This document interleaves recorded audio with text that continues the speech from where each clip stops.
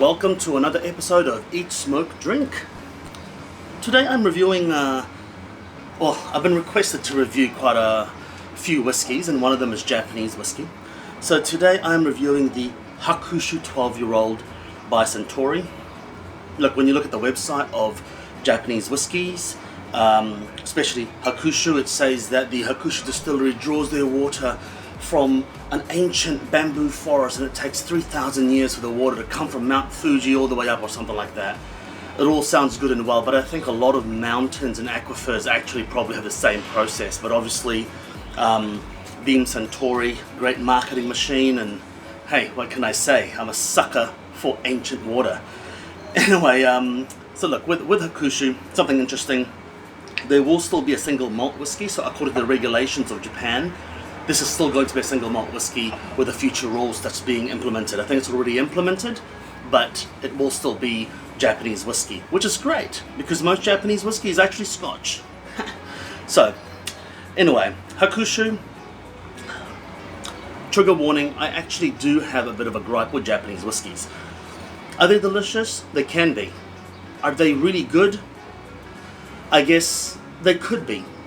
But the price, it's just fucking ridiculous. I mean, the price of Japanese whiskey has gone to a point where it really isn't worth the squeeze, right? You know, this one here is going to cost you a few $100, a few $100, and I've had it before, and I guess that's what I'm going to talk to you about today as a conclusion of this review. So look, without further ado, let's get sniffing and let's get tasting.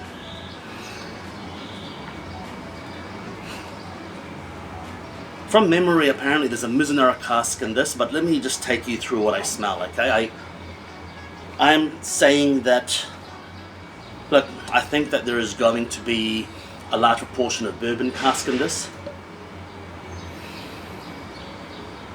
It's like the coconut, brown sugar syrup, light brown sugar syrup, slightly buttery, extremely delicious nose so far. A little bit of floral notes to that. Very faint hint of smokiness, jasmine, lightly tannинed, a bit of peppermint,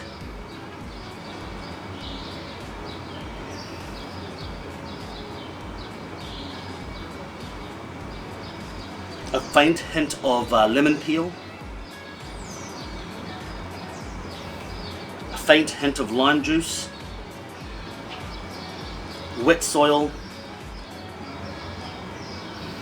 and there is a strangely fragrant oaky note to it. A strangely fragrant oaky note to it. Now I can't tell you exactly what that's from. It could be the Mizunara. I don't know how much Mizunara is in there, but there's definitely a unique smell to this whiskey. A definite unique smell to this whiskey. Almost a bit like the smell of incense in the distance. Maybe I'm just biased because I'm thinking Japanese temples, incense. No, but seriously, a little bit of that. I'm getting a little bit of pine resin, unripe kiwi, a sickly sweet strawberry yogurt, and as you can see, I'm using the butt plug because I want to make sure that I get as much of the nose as possible.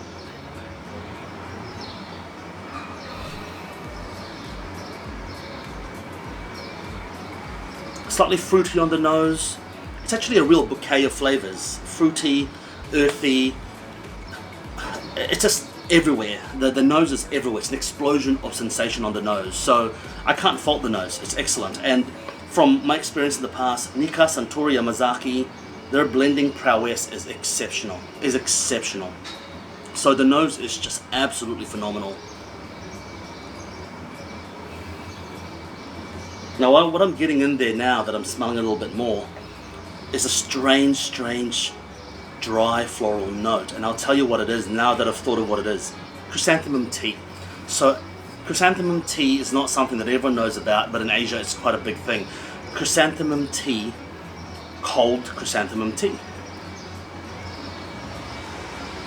But the nose is excellent. But let's get tasted.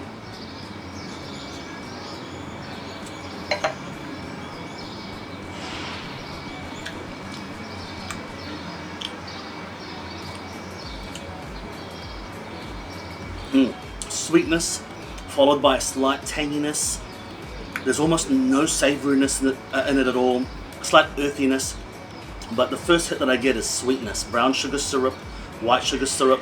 It is slightly buttery. Now this particular whiskey is what, 43%? Let's have a look. Yeah, 43%. Surprising.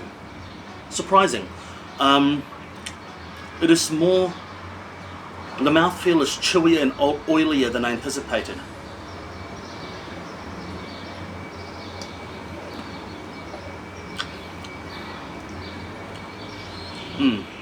There's a grassy note to it, like the pine resin definitely translating through, slight smokiness, but sweetness, floral and fruity flavors are the key. But the fruit flavors are kind of like an unripe fruit, not quite a ripe fruit, an unripe fruit, slightly tart, slightly astringent, very drinkable.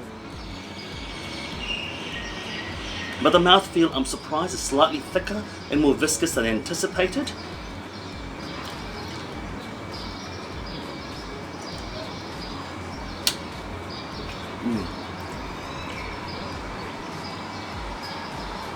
The finish is okay, the finish is short to medium, but it doesn't really progress much with each sip. So, I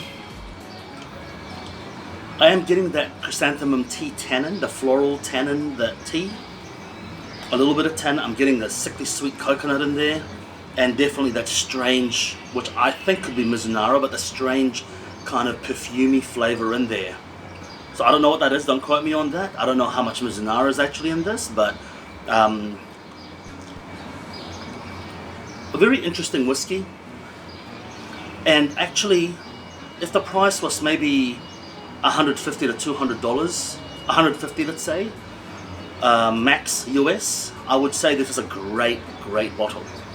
12-year-old, 150 Japanese premium, single malt, novelty factor. I would say that is a superb bottle.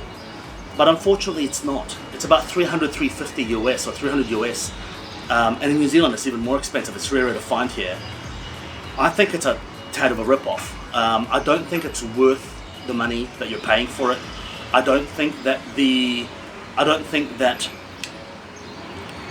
flavor profile, the age, the viscosity, just the general package is worth it. So I don't believe that it's something that I want to recommend to you for the price point that it is. I would say that this is way better than the Yamazaki 12. I think this here, I would pick this over the Yamazaki 12 any day. The finish is light. It's almost like when you drink it, it disappears. Where is it? Where is it gone? I don't know. Like, I mean, after a few seconds, 10 seconds, I can just taste alcohol. There's no flavor, there's no oils. Why? Well, I've got some guesses. I think this is chill filtered. Once again, when you chill filter a whiskey, it takes up all of the oils and takes off a substance in the whiskey, which will always affect your palate. Anyone who says chill filtering does not affect the palate is full of shit. They're lying to you, they're trying to sell you a whiskey, they're lying.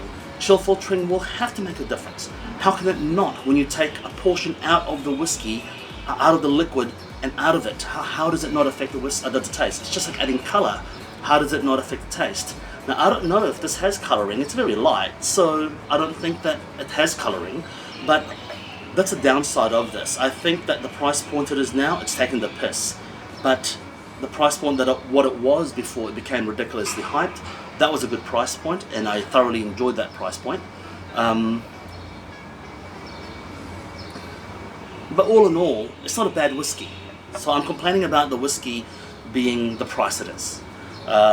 It's a good whiskey, I'm enjoying it, I've enjoyed it, and it's just unfortunate that it's so expensive. Cigar pairings with this, to be honest, I think it's a bit too mellow and too soft for a cigar pairing, but I would pick a mild Cuban or a mild natural New World cigar. But I would say that, and once again, I'm not trying to be facetious here, I would say that I would have this first on the night as a palate calibrator, and then move on to something else more substantial and actually has more character and heaviness, because it's so light that if you go back to this after the end of the night, you're just drinking for the sake of drinking. You're not thinking. And if you're not thinking when you're drinking, you're just drinking and getting pissed. So until next time, make sure you eat, smoke, drink. Tell me what you think of the Hakushu 12. Do you like it? Do you think it's worth the money? Have you sold your left nut or your kidney for it? Who knows? But all I can say is price, the whiskey itself, not bad at all. Could it be better? Hell yes, it could be better. Cheers.